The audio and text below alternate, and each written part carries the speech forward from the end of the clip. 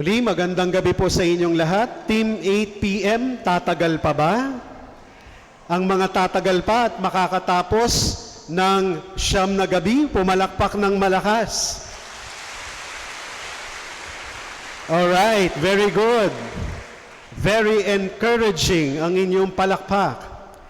Sana nga tumagal tayo at matapos ang ating Misa de Gallo, Misa de Aguinaldo, Simbang Gabi para sa 2023. At gaya ng aking ginagawa, sisimula ng ating pagninilay bago sa salita ng Diyos ay ang ating paghuhula sa laman ng supot. At ang supot na ito ay may laman kahit na akala nyo'y walang laman. Sapagkat naka-ready na kagad, yung bata, no? Ang bilis. Pumipitik-pitik pa yung daliri niya. Tingnan natin. So, ang laman, ang sasagot, bata lang, no? At dahil pangalawang gabi ko na ito, 250, 250. Nung unang nagmisa ako, 150 lang. Ngayon, 250. Naku, malaki na yun. Pwede nang bumili ng milk tea. So, ang laman nito ay madalas tinatanong ng gwardiya. Tapos, dito kasi nakasulat ang pangalan at ang letrato ng may-ari. Ito ay manipis, minsan naka-laminate. At ito ay, siguraduhin nyo yung alam ninyo sagot, Dahil hindi pa tapos ang clue. Teka. Hindi pa tapos ang clue. Sige. Okay, sige.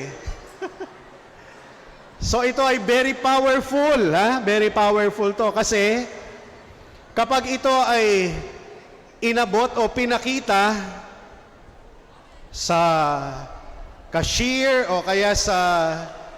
Teka, bahala kayo pag hindi nyo nasagot, Pag ito ay binagay sa waiter o kaya sa kahera, may discount ng 20%. O, sige. ID po.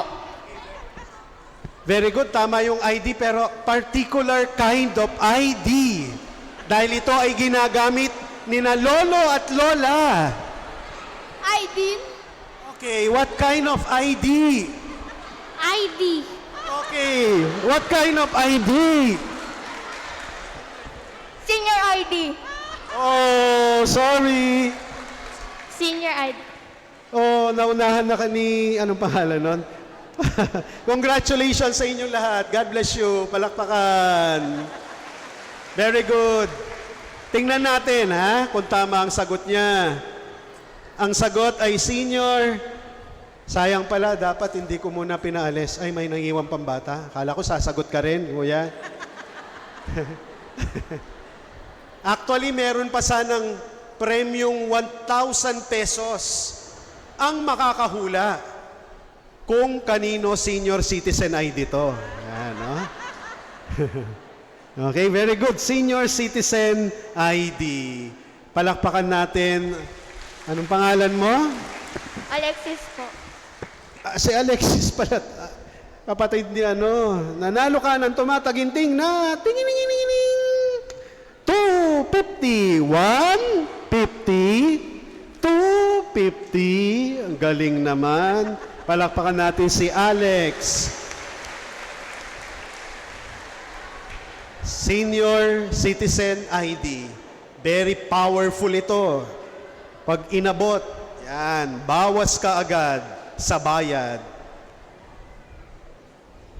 At bakit Senior Citizen ID ang ating hinulaan? Kasi kung nakinig po tayo sa ating ebanghelyo, ipinagdiinan ng kwento ni Zacarias at Elizabeth na walang matanda na hindi pwedeng gamitin ng Diyos sa kwento ng Pasko o sa kwento ng kaligtasan.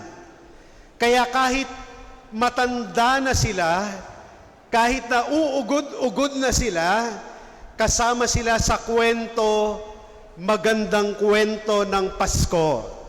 Kaya palakpakan natin ang mga matatanda.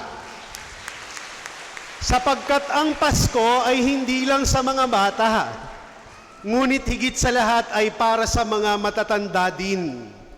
Alam ninyo, maraming Christmas party ngayon.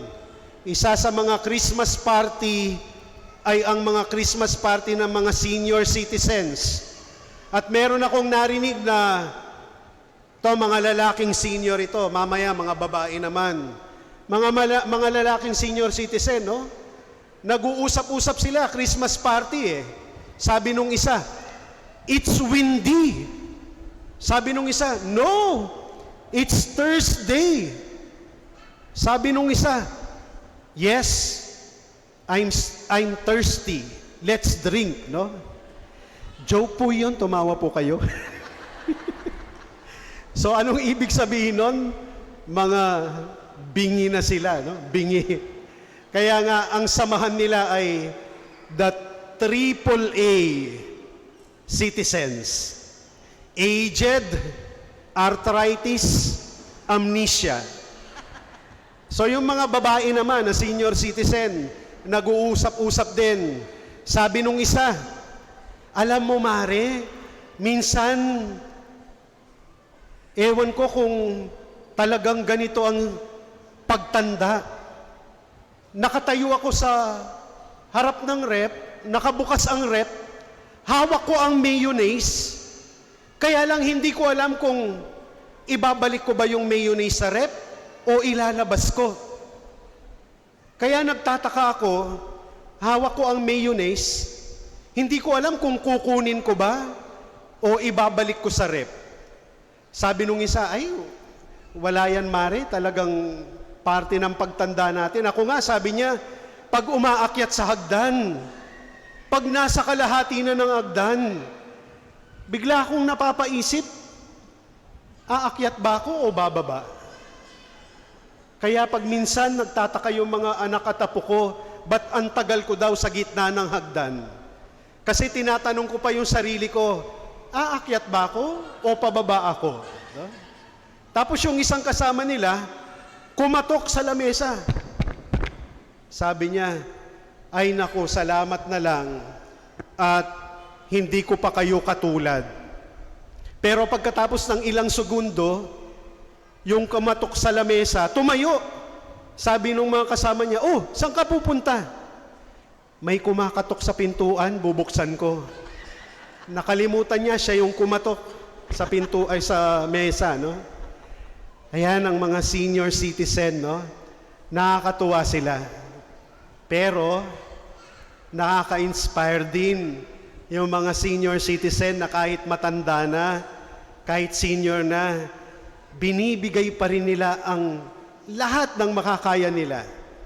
Alam niyo yung pinakamatandang pumasa ngayon sa bar, sa pagkaabogado, senior citizen. 62 years old. Attorney na ngayon si Lola Rosula Calacala, no? From Jones, Isabela, no? Imagine mo yon, no? 62 years old. Pumasa sa bar exam. Sa mga naglilingkod sa simbahan na ito, merong isang BEC, Kawan Coordinator, 80 anyos na. Nagkakawan leader pa, no? Sa mga tagabasa, no? Mga lekom, senior na. Kaya pag minsan hindi na maintindihan, pero malakas pa rin, no? Naalala ko, merong isang vigil mass, no? Yung senior na nagbabasa, sabi niya, "Pagbasa mula sa aklat ng Eskodo." Anong Eskodo? Exodus, no?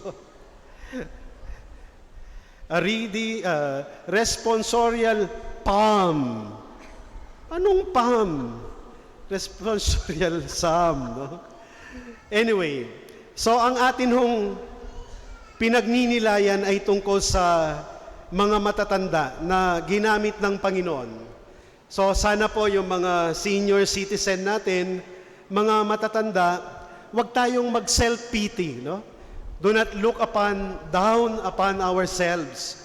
Because no matter how old you are, the Lord will still use you to inspire people, to make His love, His presence be felt by other people.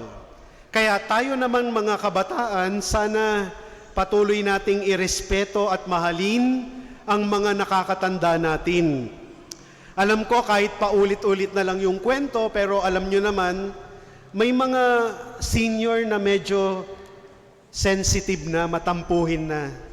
Lalong-lalo na kapag hindi natin sila nare-recognize, nadadalaw, hindi natin naipapadama sa kanila ang pagbabalik ng ating pagtanaw ng hindi lang yung utang na loob kundi yung pagbabalik ng pag-ibig na ibinuhos nila sa atin, no? Kagaya nung kwento sa isang commercial sa Germany, no? Yung matandang lolo na magpapasko noon Tinawagan niya yung mga anak niya, nasa iba-ibang bansa na. Tinawagan niya yung panganay, sabi niya, "My son, can you come home and join me for this Christmas?" Sabi nung anak niya, "Oh, Papa, I'm sorry. I have a business to do." Tinawagan niya yung anak niyang babae. Sabi niya, "My daughter, please come home and join me for Christmas." Sabi nung anak niyang babae, "Nako, Daddy, I'm sorry. I have so many meetings to attend to." At tinawagan niya yung bunso. Sabi niya, "My son, please come and join me for Christmas." Sabi niya, "Tatay, Daddy, sorry. Marami po akong pupuntahan at gagawin pa." Kaya laking gulat nung mga anak niya nung biglang merong dumating na card mula sa funeral parlor informing them that their dad passed away. At agad-agad nag-impake sila, nagmaleta, bumili ng ticket, sumakay sa eroplano at bumalik sa kanilang bahay. At nakaitim silang lahat. Lungkot na lungkot na isang-isang pumapasok sa kanilang bahay. Pero laking gulat nila, pagpasok nila sa kusina, may mga nakaayos na mga plato, may mga nakaayos na baso, at biglang lumabas sa isang pintuan malapit sa kusina ang kanilang daddy. At mas lalo silang naiyak at niyakap nila ang kanilang tatay. At ang sabi ng tatay, "Kung hindi ko gagawin yon, hindi man pala kayo uuwi para samahan ako sa Pasko. Kung hindi ko gagawin yon, at kung hindi pala mangyayari sa akin yon, hindi nyo ako sasamahan sa Pasko." Kaya sa kanilang pagsasalo-salo ay laking pasalamat nila dahil kahit na emergency lang kanilang pag-uwi, ay napagsaluhan nilang muli ang presensya ng kanilang ama o ng kanilang daddy. So sana po, ngayong Pasko, bigyan natin ng panahon ang mga matatanda, ang tandaan natin ang salitang tanda, T-A-N-D-A, no? Unang-una sa lahat, yung mga matatanda, tandaan natin ang pagtanda, no? Ang tanda ay tawag ng Diyos. Tawag ng Diyos ang pagtanda. Bakit? Kasi Siya lang naman ang magbibigay ng long years sa buhay ng tao. 70 for those who are strong. Life is just 70. 80 for those who are strong. Sabi ng Bible. Kahit na maingat sa katawan, kahit na nga healing priest, si Father Suarez, nagte-tennis pa, bigla na lang bumagsak at namatay. Hindi man umabot ng senior citizen yon. Meron ngang umabot ng senior citizen, malakas din. Si Bishop Rick Macaraeg ng Tarlac, nagbabasketball siya, healthy ang kinakain, nagja-jogging, pero hindi umabot ng 70. Kaya sana po yung mga may edad dito, kayo ay tinawag ng Diyos para maging magandang hemplo. Kaya nga, tanda ang tawag sign, no? Because you are sign of God's goodness, sign of God's blessing. At tayo namang mga bata, letter A, sana alayan natin ng tulong ang mga senior, no? Reach out and make a phone call, send a message, visit if possible. Hindi sapat yung sinasabihan lang natin sila ng let me know if I can help you. Sana offer practical ways that you can help our senior, like taking them shopping for gifts, cleaning their house, cleaning their room, or bathing them, or pinapaliguan kung hindi na kaya, no? O tulungan nating mag-decorate ng kanilang Christmas tree, etc. So alayan natin ang tulong ang mga senior. Letter N, yung mga tumanda naman, tatandaan natin, noon kayo. Ngayon naman, kami naman, na mga kabataan o mga anak. Noon kayo ang nag-alaga, kayo ang nagbigay, nagpakain, nagpaaral, nag-aruga, nung may sakit, nagbigay ng gamot, naghele para makatulog, nagluto, naglinis, etc., etc. Ngayon naman, kami naman, no? Sana ganun nga po, no? Ang mga anak ngayon, noon, ang mga matatanda natin, ngayon, tayo naman. Letter D, sana damayan natin lagi ang mga matatanda. Damayan natin sila. Bakit? Kasi madali na silang malungkot, madali na silang magsentimiento, at pagminsan, yun nga, madali na silang mawalan ng sigla at ligaya kapag hindi natin sila dinadamayan. Sana support their choices. They might not wish to put up any decorations o magluto, no? Pero suportahan natin sila, no? Dalhan natin sila ng mga makapagpapasaya sa kanila. At panghuli, letter A, sana ang alaala nila'y wag na wag kakalimutan. Alaala nila'y wag na wag kakalimutan. Sapagkat sa pagtanda natin, tayo rin ay magiging katulad nila.